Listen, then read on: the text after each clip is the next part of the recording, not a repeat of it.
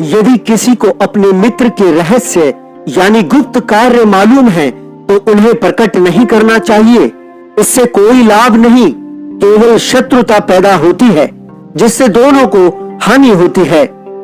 आचार्य चाणक्य कहते हैं कि जो नीच पुरुष एक दूसरे के गुप्त रहस्यों को प्रकट करके एक दूसरे को लांछित और अपमानित करने की गंदी चेष्टा करते हैं, वे दोनों एक दूसरे के व्यू में फंसकर ठीक उसी प्रकार नष्ट हो जाते हैं जिस प्रकार बांबी के भीतर घुसा सांप बाहर न निकल पाने के कारण भीतर ही भीतर दम घुटने से मर जाता है। मित्र भी एक दूसरे के रहस्यों को जानते हैं और उन्हें कभी भी ऐसी मूर्खता नहीं करना चाहिए कि वे एक दूसरे के गुप्त रहस्यों को किसी के सामने उजागर करें। आचार्य चाणक्य कहते हैं कि महान आश्चर्य की बात है कि सृष्टि की रचना से लेकर आज तक किसी ने ब्रह्मा जी को यह सुझाव नहीं दिया कि वे स्वर्ण को सुगंधित बनाते, ईख के पौधे पर फल लगाते, चंदन में पुष्प लगाते, विद्वान को धनी बनाते और राजा को लंबी आयु वाला बनाते। यदि कहीं ऐसा होता तो बहुत ही अच्छा होता। चाणक्य का कहना है यह विधि की विडंबना है कि स्वर्ण में गंध, गन्ने के पेड़ में फल, चंदन में पुष्प नहीं होते। इसी प्रकार विद्वान व्यक्ति धनी नहीं होते और राजा लोग दीर्घायु नहीं होते। यदि भगवान इससे उल्टा करते तो शायद बहुत ही उत्तम होता, परंतु सृष्टि के नियमों को बदलने की क्षमता किसमें है? सृष्टि का नियम तो कोई नहीं बदल सकता। आचार्य चाणक्य कहते हैं कि सभी औषधियों में अमृत प्रधान है क्योंकि इसमें सभी रोगों के शमन की अद्भुत क्षमता होती है। सभी प्रकार के सुखों में भोजन प्रधान है क्योंकि भूख की निवृत्ति के बिना मनुष्य को शांति प्राप्त नहीं हो पाती। सभी इंद्रियों, आंख, कान, नाक, जिह्वा आदि में नेत्र ही प्रधान है क्योंकि दृष्टि के बिना तो सर्वत्र अंधकार ही अंधकार है। तथा शरीर के सभी अंगों में सिर अर्थात चिंतन शक्ति अंग प्रदान है, अर्थात सबसे अधिक महत्वपूर्ण है मस्तिष्क। आचार्य चाणक्य कहते हैं कि जिन दिव्य दृष्टि वाले व्यक्तियों ने सूर्य और चंद्रमा के, राहु और केतु के द्वारा ग्रहण की बात कही है, उन्हें विद्वान कैसे न माना जाए, क्योंकि इस बात का पता लगाने के लिए आकाश में ना तो कोई दूत गया और ना इस संबंध में किसी से बात हुई। ऐसी स्थिति में उक्त तथ्य तथा पता लगाने वाले अवश्य ही विद्वान व्यक्ति थे। इस संसार में रहते हुए अंतरिक्ष के रहस्यों का पता लगाना विद्वानों के वश की ही बात थी। आचार्य चाणक्य कहते हैं कि यदि ये 7 व्यक्ति, विद्यार्थी, नौकर, राह चलने वाला मुसाफिर, भूखा, भय से घबराया हुआ, भंडारी तथा द्वारपाल सो रहे हो तो इन्हें निसंकोच भाव से जगा देना चाहिए क्योंकि इनके कर्तव्य कर्म का निर्वाह इनके जागते रहने में है, सोने में नहीं। इनका सोना इनके प्रमाद का सूचक और हानिकारक है। यही कारण है कि इन सोए हुए को जगाने पर कृतज्ञता ही मिलती है, जगाने वाले को अच्छा ही कहा जाता है। आचार्य चाणक्य कहते हैं कि कुछ ऐसे प्राणी भी होते हैं जिन्हें सोते से जगाने में हानि होती है। सोते हुए इन 7 यानी सांप, राजा, सिंह, बर, बालक, दूसरे का कुत्ता तथा मूर्ख व्यक्ति को कभी नहीं जगाना चाहिए। अच्छा यही है कि इन्हें सोते ही रहने देना चाहिए। बालक को सोते से उठाएंगे तो रो रो कर हाल बेहाल कर देगा, उसे भी नहीं जगाना चाहिए। आचार्य चाणक्य कहते हैं कि जिस प्रकार विष रहित सर्प किसी को कोई हानि नहीं पहुंचा सकता, उसी प्रकार वे ब्राह्मण जिन्होंने अपनी विद्या बेच रखी है, अर्थात जिनके वेदाध्ययन का उद्देश्य केवल धन कमाना रह गया है और जो शूद्र का अन्न भी खा लेते हैं, वे किसी भी यजमान का कुछ भी हित नहीं कर सकते क्योंकि उनमें ब्रह्म तेज नहीं रह जाता, अतः उनके शाप अथवा वरदान में शक्ति नहीं रहती। आचार्य चाणक्य कहते हैं कि कुछ व्यक्ति उपेक्षित होते हैं, उनसे न कोई लाभ होता है और न हानि, जिनके रुष्ट हो जाने पर मन में किसी प्रकार का भय नहीं पनपता और संतुष्ट होने पर धन आदि का लाभ नहीं होता, जो बंधन आदि के रूप में न किसी प्रकार की हानि पहुंचा सकता है और न कृपालु होने पर कोई लाभ पहुंचा सकता है। ऐसी व्यक्ति का नाराज अथवा प्रसन्न होने की कोई भी व्यक्ति चिंता नहीं करता।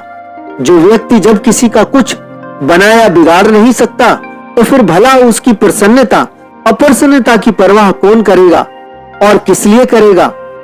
चिंता उसी की रहती है जिससे हानि या लाभ हो सकता हो। उसी से लोग डरते हैं जिससे किसी प्रकार का नुकसान होने का खतरा हो। आदमी को अपना कुछ प्रभाव स्थिर रखना चाहिए। यदि वह अपने प्रभाव का परित्याग कर देता है तो लोग उसकी उपेक्षा करने लगते हैं, परंतु प्रभाव उसके मूल गुणों के आधार पर ही होता है।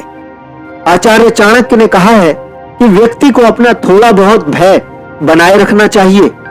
विषहीन सांप को भी अपने बचाव के लिए फन फैलाकर भय उत्पन्न करते रहना चाहिए।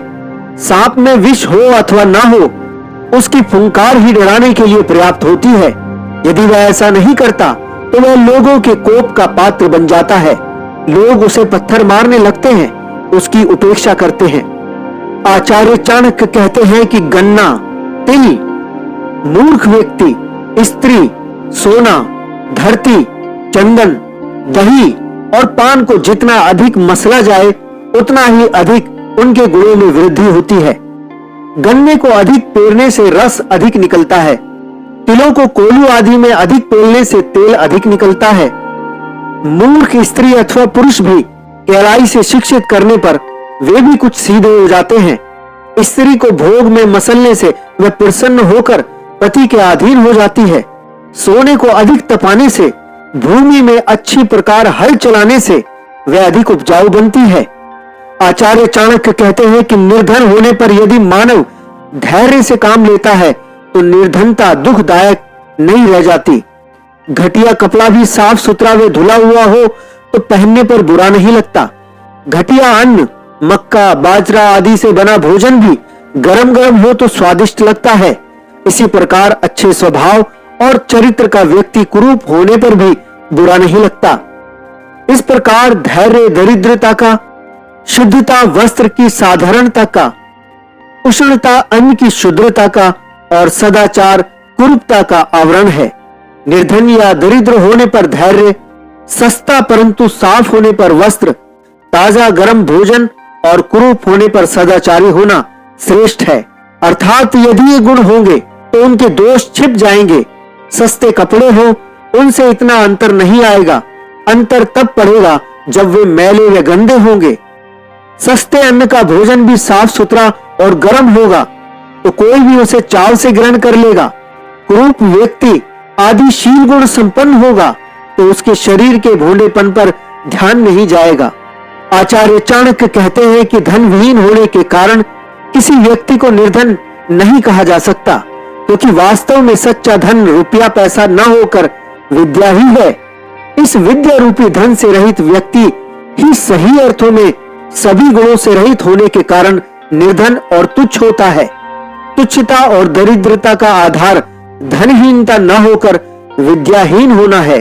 अतः मनुष्य को धन की अपेक्षा विद्या प्राप्ति के लिए ही प्रयत्नशील होना चाहिए। पांव उठने से पहले देख लेना चाहिए कि पांव कहां पड़ेगा। आंखों से भली प्रकार मार्ग की परीक्षा करके उस पर ही चलना प्रारंभ करना चाहिए। वस्त्र से छानकर ही जल पीना चाहिए। शुद्ध और मधुर वाणी बोलनी चाहिए तथा पवित्र मन से ही दूसरों के साथ व्यवहार व आचरण करना चाहिए। यहाँ इस बात पर जोर दिया गया है कि देखभाल कर चलने से ठोकर लगने, गिरने अथवा कीचड़ में धंसने आदि की आशंका नहीं रहती। वस्त्र से जल को छान लेने पर क्षुद्र कीट पतंगे आदि से बचाव हो जाता है। आचार्य चाणक्य कहते हैं कि सुख की अभिलाषा रखने वालों को विद्या प्राप्ति की आशा का त्याग कर देना चाहिए। विद्यार्थी को सुख की आशा का त्याग कर देना चाहिए। सुखार्थी के पास विद्या कहां और विद्यार्थी को सुख कहां। यहां सुख से तात्पर्य भौतिक एवं संसारिक सुख से है। यह सुख की तृष्णा इतनी आकर्षक होती है कि मस्तिष्क को किसी विषय पर एकाग्र नहीं होने देती। विद्या की प्राप्ति में मनन करना होता है, उस पर एकाग्र होना पड़ता है। इसीलिए संसारिक सुख को त्यागना ही विद्या की प्राप्ति का एकमात्र विकल्प है। आचार्य चाणक्य कहते हैं, कवि क्या नहीं देखते, स्त्रियां क्या नहीं कर सकती, मध्यपेयी क्या नहीं बकते, कौवे क्या नहीं खाते। आचार्य चाणक्य कहते हैं कि कवि क्या नहीं देखते, अर्थात सब कुछ देखते हैं। स्त्रियां क्या नहीं कर सकती, अर्थात कुछ भी कर सकती हैं। मध्यपेयी यानी नशे में धुत क्या नहीं बकते, अर्थात कुछ भी बक सकते हैं। कौवे क्या नहीं खाते, अर्थात कुछ भी खा सकते हैं। कौवा अपभ्रंश का भी सेवन करता है। कवि भला बुरा सभी देखता है। शराबी कुछ भी बक सकता है। इसी प्रकार नारियों पर नियंत्रण नहीं रखा जाए तो वे कुछ भी कर सकती हैं। चाणक्य कहते हैं कि जिसके पास विद्या नहीं, तप नहीं, दानशीलता नहीं, जिसके पास शील, गुण एवं धर्म नहीं, वह इस मृत्यु लोक में पृथ्वी पर भार है, क्योंकि वह हिरण की भांति केवल घास चरने में ही लगा रहता है। विद्या ज्ञान प्रदान करती है। ज्ञान से सभी सद्गुणों के साथ साथ मोक्ष की प्राप्ति होती है और सार्वजनिक कल्याण एवं प्रेम का भाव जागृत होता है। ऐसे ही व्यक्ति मानवता को लाभ पहुंचाते हैं। जो मनुष्य विद्याहीन, ज्ञानहीन होता है, वह सभी प्रकार के गुणों से ही रिक्त नहीं होता, अपितु वह निरर्थक जीवन जीता है। भोजन करने और भौतिक सुख में लिप्त वह पशु की भांति घास चरते चरते मर जाता है। ऐसे लोग पृथ्वी के लिए भार के समान ही होते हैं। आचार्य चाणक्य कहते हैं कि बाघ, हाथी आदि वनेले पशुओं से भरे वन को ग्रहण कर लीजिए। किसी वृक्ष के नीचे रहकर फल, कंदमूल या पत्तों का भोजन कर लीजिए। घास के ऊपर सो लीजिए। वृक्ष की छाल से अपना शरीर ढक लीजिए, परंतु निर्धन होकर अपने सगे संबंधियों या मित्रों के बीच न रहिए।